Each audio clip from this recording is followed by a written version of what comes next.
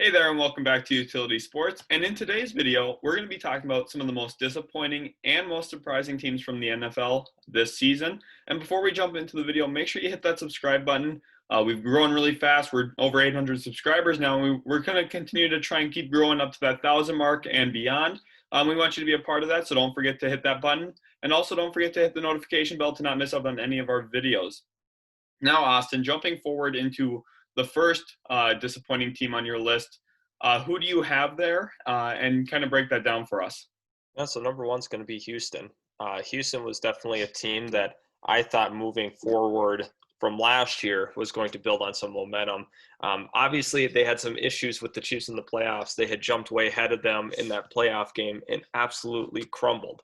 Things since then have absolutely been a disaster for Houston. We referred to the DeAndre Hopkins trade that sent him to Arizona. Obviously, they got minimal compensation back, including a second rounder and a fourth rounder and David Johnson. It was just a really tough situation for Houston because they were trying to make moves to win, and obviously they did not make the right choice in what they did.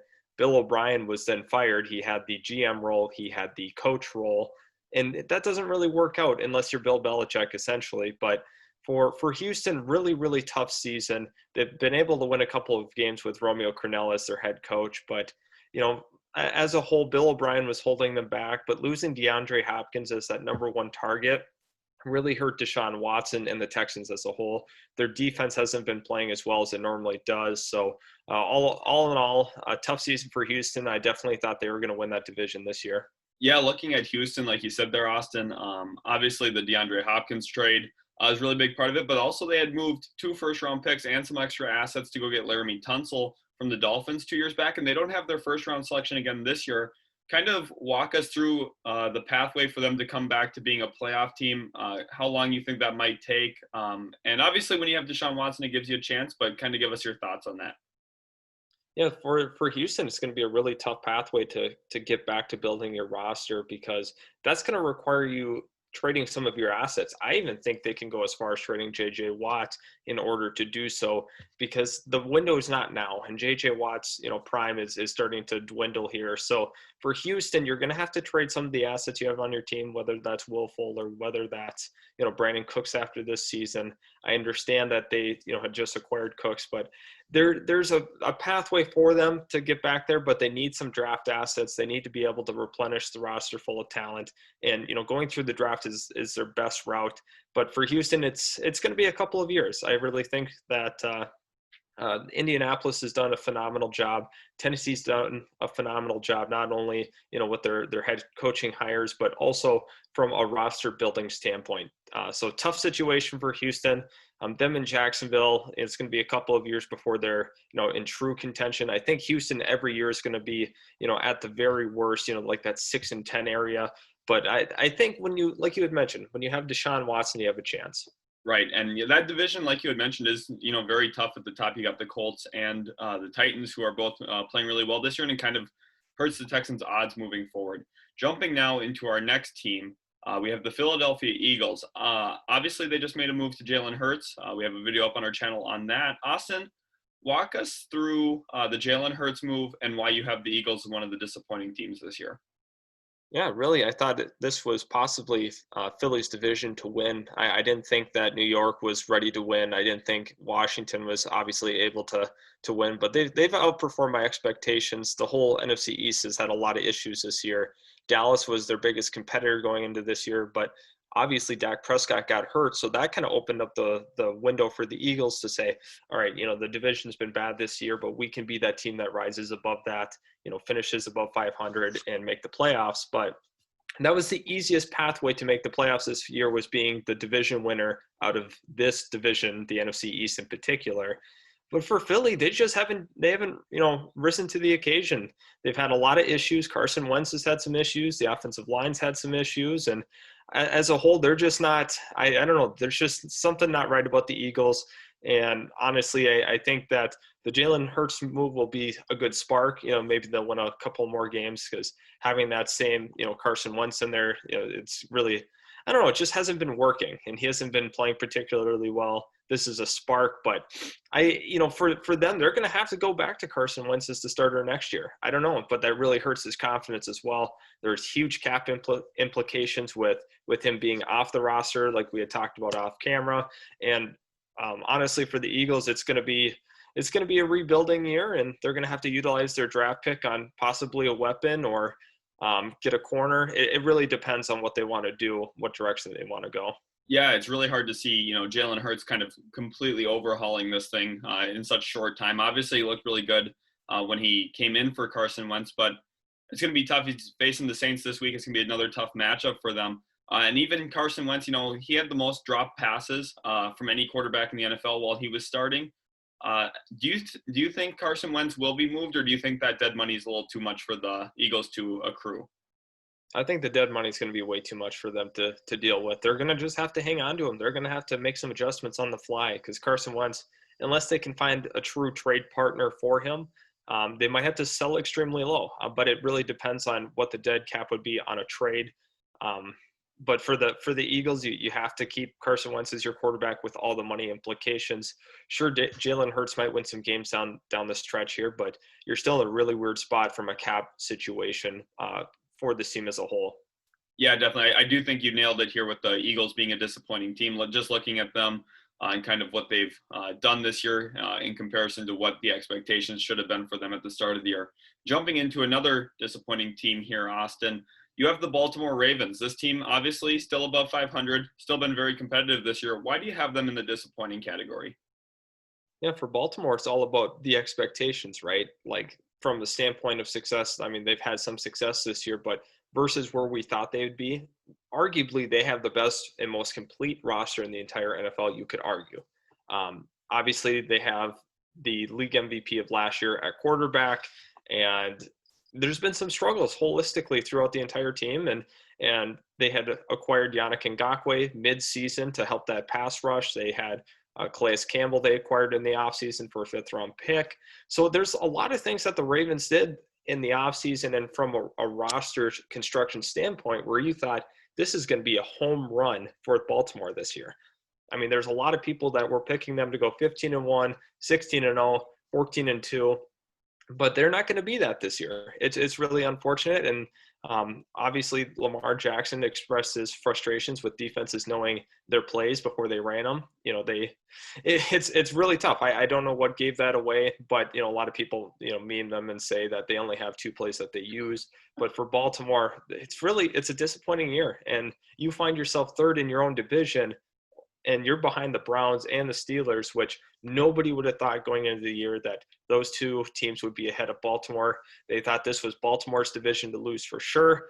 And Baltimore, quite frankly, they're not where they need to be. And hopefully they can get hot at the last, couple of games this season, last 4 games, and really go on a tear. Right, yeah, looking at Baltimore, you really nailed it there, Austin, as well, I feel.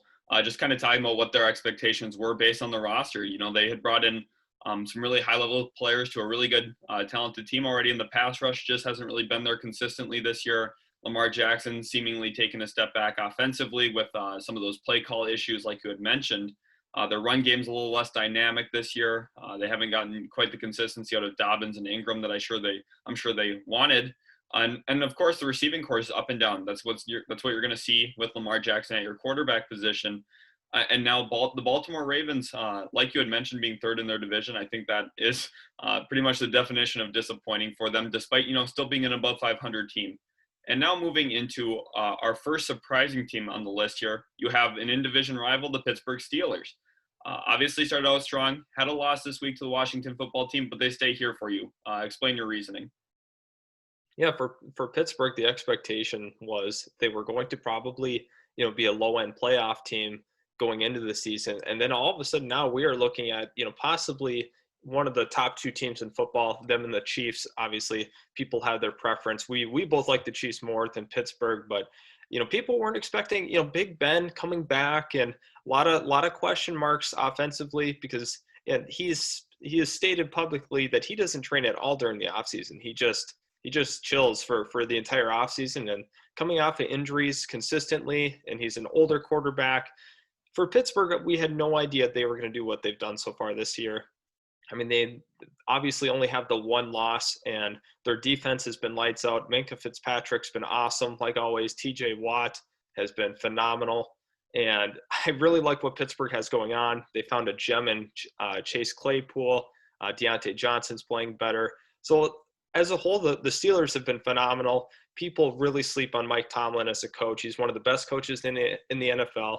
For some reason, he finds himself on the hot seat, at weird times of his coaching career. But he just keeps proving that he's one of the better coaches with discipline and game plan of all the coaches in the entire NFL. I really like what the Steelers have done this season, and they deserve some more credit. Yeah, definitely. They've come out really hot. Obviously, Mike Tomlin probably going to be the front runner for Coach of the Year at this point with how he's kind of got his guys clicking. And the Steelers have done this through some losses, too, on that defense. Obviously, Devin Bush is out for the year. We also see Bud Dupree out with an injury now. Austin, walk us through kind of what those injuries could mean for the Steelers come playoff time when the games get a little closer and a little tighter. Yeah, so for the Steelers, it's going to be you got to generate pass rush in the playoffs. That's really critical against some of these elite QBs that remain in the playoffs.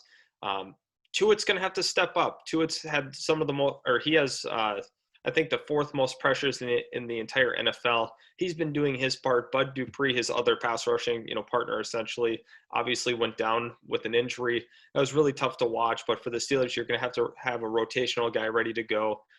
They've been able to play without Devin Bush, but obviously he adds a lot to that defense. So come playoff time, they're going to have to find a rotational pass rusher to really step up and provide some push on that defensive line.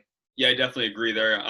Come playoff time, like you had mentioned with the Chiefs too, it kind of gets competitive there. And now jumping into the next surprising team that you have here, Austin, you have another AFC North team, the Cleveland Browns. So we saw the Ravens in the disappointing tier, Steelers in the surprise tier, and now another AFC North team here in the surprise tier with the Cleveland Browns. Obviously, Baker Mayfield's played really well. Break down your decision to put the Cleveland Browns in here, obviously coming off of a decisive win over the Tennessee Titans. Yeah, absolutely. Cleveland's been absolutely rocking out, and a lot of credit goes to Baker Mayfield. But I think the most credit should go to Kevin Stefanski, the head coach of the Cleveland Browns. He's a rookie head coach, and he was an offensive coordinator for the Vikings, but he stepped into this role and really embraced the run game.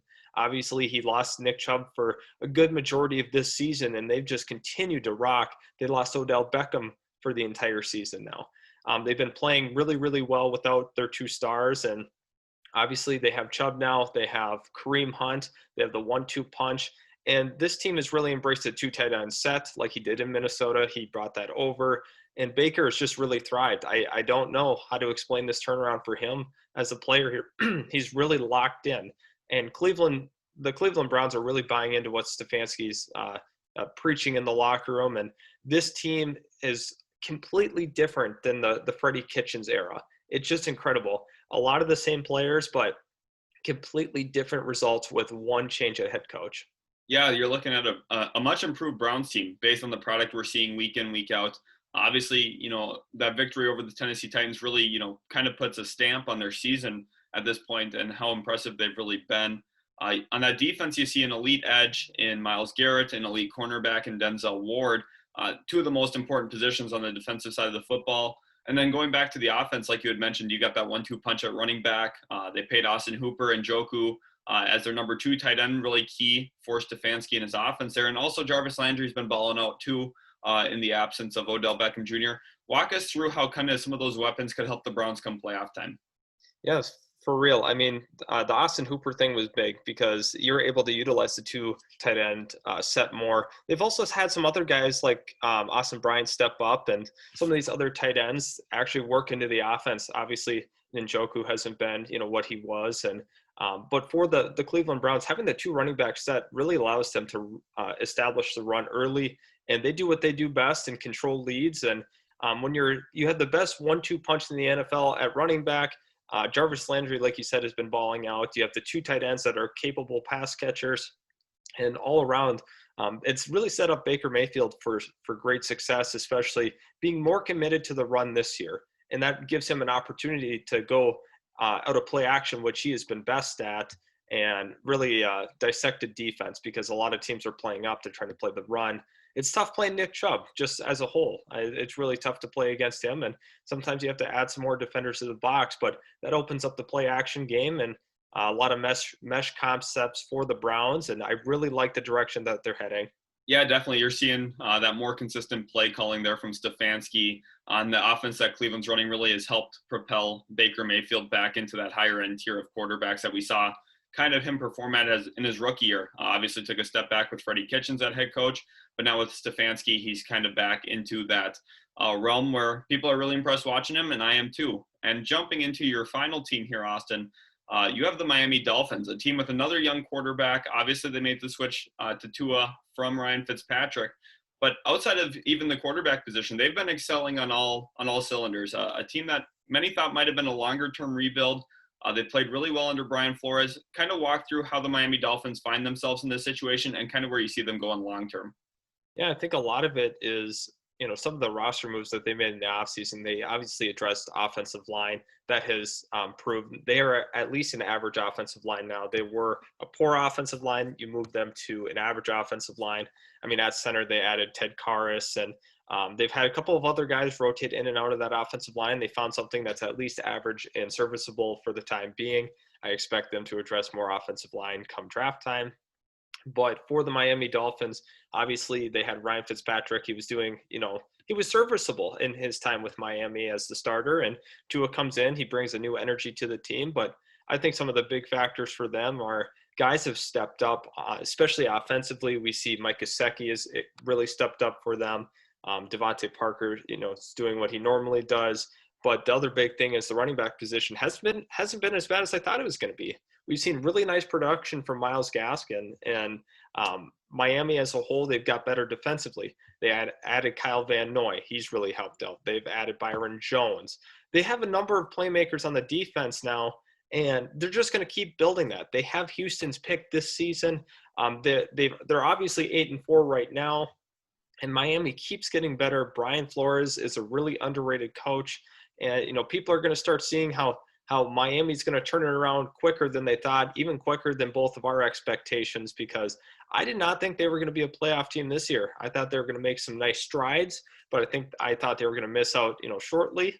But they are going to be a playoff team, and obviously they're second in their division right now, but very possible that, they could take over first in the division. Depends on what happens the rest of the season. Yeah, I definitely agree with you there, kind of on your analysis. And looking at Miami, you can't really you can't overstate rather Kyle Van Noy's importance to that defense under head coach Brian Flores, coming off an AFC Defensive Player of the Week. I think what you mentioned about Tua on that offensive line is really important looking forward. And like you had mentioned, Myles Gaskin's been a bright spot for them offensively, something that pretty much no one expected going into the season, and they're over exceeding a lot of people's expectations. But I think long term that their trajectory is going to be sky high. You had mentioned that Houston Texans pick. They've got a lot of good things going for them in Miami, and I think that they're going to be a really relevant team for the next 5 to 10 years for sure. And that'll conclude our video here. For those of you still watching, make sure you hit that subscribe button if you haven't already. It's completely free for you, and we'd love to have you aboard the Utility Sports gang here as we're trying to build up our channel and keep pushing out the best content for you guys moving forward. And we'll catch you guys in the next video.